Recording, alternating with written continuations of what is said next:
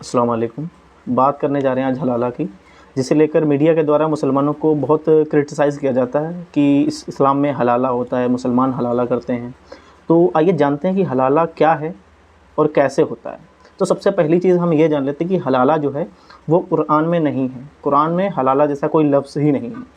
लेकिन चलिए हम जानते हैं, तो पहले आपको ये जानना पड़ेगा हलाला से पहले कि तलाक़ क्या होता है और तलाक़ कैसे होता है। तो सबसे पहले आपको बता दूं कि जो तलाक़ है वो किन किन कंडीशंस में नहीं हो सकता है।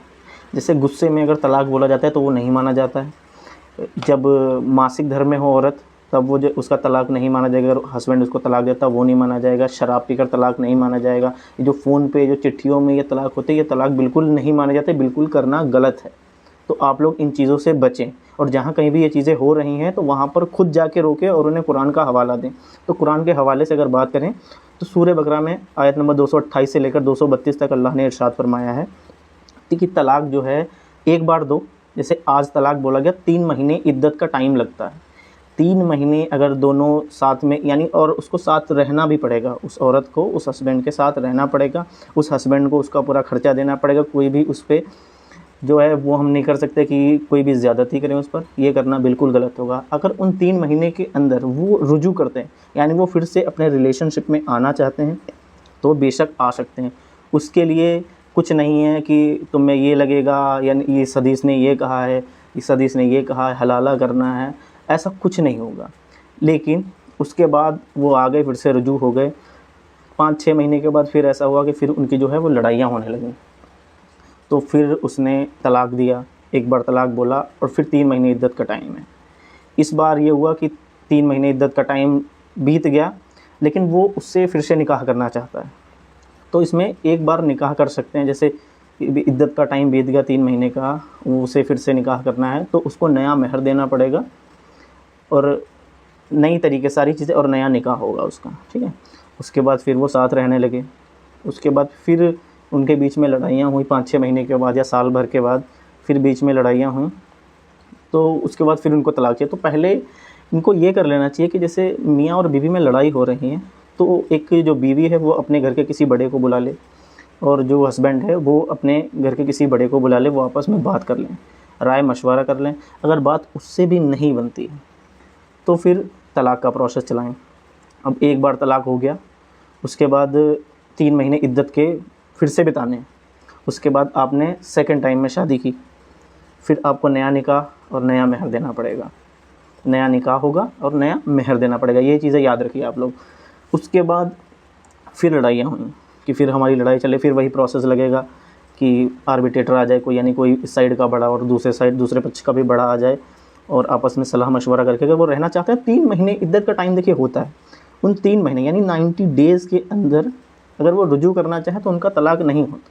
जैसे मान लीजिए कि आज अगर तलाक़ बोला गया है तो 90 डेज़ उसके अंदर दोनों आना चाहते हैं कि हाँ नहीं हम साथ रह लेंगे, तब उनका तलाक़ नहीं। अगर 90 डेज़ हो जाते हैं तब जाकर उनका तलाक़ होता है। आप लोग ये चीज़ समझिएगा, ठीक है। अब मान लीजिए कि थर्ड टाइम भी हो गया, तो थर्ड टाइम हो गया तो अब तो ये है कि चीज़ें अब बिल्कुल मनाही है अल्लाह की तरफ से कि तुमने 3 बार निकाह किया और तीनों बार नए महर के साथ निकाह हुआ, तीनों बार टूट गया। तो अब वो औरत जो है वो कहीं और शादी कर सकती है। और लेकिन ये भी नहीं होता है बिल्कुल भी कि हलाला जैसा पहली बात तो कोई शब्द है ही नहीं, यानी कोई लफ्ज़ नहीं है कुरान में। पहले ये चीज़ आप लोग क्लियर किया, और कम से कम कुरान आप लोग पढ़ें, सर्च कर लिया कीजिए गूगल पे कि तलाक़ का क्या है, क्या होता है प्रोसेस, किस चीज़ का क्या प्रोसेस होता है। ये कुरान आपको बिल्कुल खोल कर बताया है अल्लाह ने, फिर भी हम लोग उस चीज़ों के नहीं समझते हैं। तो हमें ये चीज़ें समझनी चाहिए। अब कि उसकी अब जो है वो जो औरत, उसको ना दूसरा निकाह करना पड़ेगा किसी गैर मर्द से। तो उसमें ये भी नहीं होना चाहिए कि हाँ बिल्कुल पहले से ही बना बनाया हो कि इसकी शादी उससे करवा देंगे, एक दिन रहेगी उनके पास, उसके बाद वहाँ से फिर से एक रात गुजारेगी, उसके बाद हम फिर से निकाह कर लेंगे। तो इसको हलाला का नाम दे दिया। ये बिल्कुल नहीं होना चाहिए। जानबूझकर ये चीज़ें नहीं होनी चाहिए। अगर जानबूझकर हो रही हैं तो वो निकाह जो कर रहा है वो हराम निकाह है, और जो उसका पुराना हस्बैंड उससे करेगा वो दोनों निकाह हराम है। इसका प्रोसेस यही है कि 3 बार इधर शादी हो गई और तीनों बार तलाक़ हो गया नए महर के साथ। अब वो जाके आज़ाद है, वो सेकंड हस्बैंड के साथ रहने लगी। 5-6 महीने हो गए, साल हो गए रहते हुए, आपको पता नहीं है चीज़ें। फिर उसको लगा कि आप जो हो उससे बेटर हो, उसका जो सेकंड हस्बैंड है उससे बेटर उसका पहला वाला हस्बैंड है, तो वो उससे तलाक ले सकती है और तब आपके पास रह सकते हैं। इसमें कोई भी बनावट नहीं होनी चाहिए कि पहले से ही हमने सारा कुछ बना दिया है, एक दिन उसके पास रहेगी और फिर से मैं शादी कर लूँगा। तो ये चीज़ें बिल्कुल गलत हैं, ये बिल्कुल हराम चीज़ें हैं, ये चीज़ें बिल्कुल मत करिएगा। और कोई भी अगर गुस्से में तलाक होता है वो बिल्कुल नहीं माना जाता है।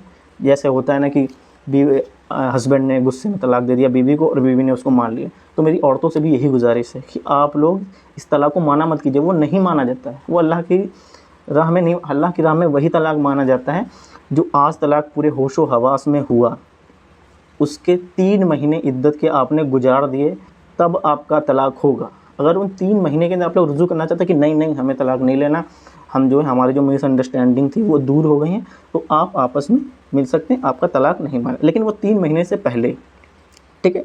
तो हमेशा याद रखें कि 3 बार तलाक का मतलब है 3 महीने गुजारे एक तलाक हुआ, उसके बाद फिर 3 महीने गुजारे फिर दूसरा तलाक हुआ, उसके बाद फिर 3 महीने गुजारे तब तीसरा तलाक हुआ, ठीक है। लेकिन अभी चीज़ें इतनी चेंज कर दी हैं लोगों ने, यानी हमारे इस्लाम में कुछ यानी इख्तलाफ इतने आ गए हैं कि हमने बस ट्रिपल तलाक कर दिया, 3 बार तलाक बोल दिया और तलाक हो गया। ऐसा बिल्कुल होता ही नहीं, ऐसा इस्लाम ने बिल्कुल भी, इन चीज़ों को तो बिल्कुल हराम कर रखा है, बिल्कुल गलत चीज़ें। तो आप लोग इनको बिल्कुल मत कीजिए। कोई डाउट लगता है सीधे कुरान का मुताला कीजिए, कुरान पढ़िए, हिंदी में पढ़िए, हिंदी में आती है, आपको उर्दू आती है तो अच्छी बात है, उर्दू है उसमें पढ़िए। अल्लाह ने सूरत पूरी एक सूरह बना दिया, सूरह अल-तलाक सूरह नंबर 65, आप उसको पढ़िए। सूरह बकरा आयत 28 से लेकर आयत 32 तक ये सारी चीज़ें उसमें मेंशन हैं, तो प्लीज़ आप लोग पढ़िए। आपसे बस मेरी यही गुजारिश है कि आप लोग कुरान को हिंदी में पढ़ेंगे, आप इंसान बन जाएंगे। बाकी अल्लाह हम सबको अच्छा रखे, आपकी नेक दुआएं कबूल करे। चैनल अच्छा लगा हो, मेरी वीडियो अच्छी लगी हो तो लाइक करें, सब्सक्राइब करें। कुछ गलतियाँ हो तो मुझे कमेंट करके ज़रूर बताएं।